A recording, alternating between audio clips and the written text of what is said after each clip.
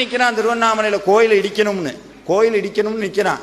பக்தினா என்னங்கிற ஒரு சின்ன விஷயம், கோயில் இடிக்கணும்னு அத்தனை பேரும் பீரங்கியோட நிக்கிறாங்க. நம்மளா இருந்தா என்ன பண்ணிருப்போம்? இன்னைக்கு இருக்குது அப்படின்னா, இன்னைக்கு எத்தனையோ பேர் கோயில் இடிச்சாங்க, நம்ம கேட்டோமா?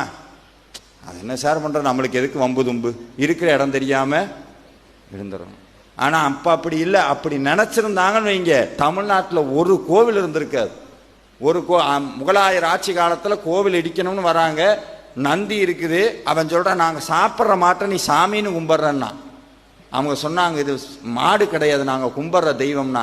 அந்த மன்னன் சொன்னான் இதுக்கு உயிர் இருந்ததுன்னா ஒன்று பண்ணு, இந்த கோபுரத்தை அப்படியே விட்டுட்டு போயிடுறேன், இந்த கோயிலையே விட்டுட்டு போயிடுறேன், அது இல்லாமல் இங்கே கொள்ளையடிச்ச தங்கத்தையும் நான் அவனுக்கு கொடுத்துட்றேன் அப்படின்னு சொல்லவும் என்ன பண்ணணும்னு கேட்குறாங்க. நந்தி எந்திரிச்சு கால் மாற்றி உட்கார சொல்லுங்கிறான். கல் நந்தி எந்திரிச்சு கால் மாற்றி உட்காரணும். எல்லாரும் கதறாங்க, அண்ணாமலையாரே இது என்ன சோதனைன்னு.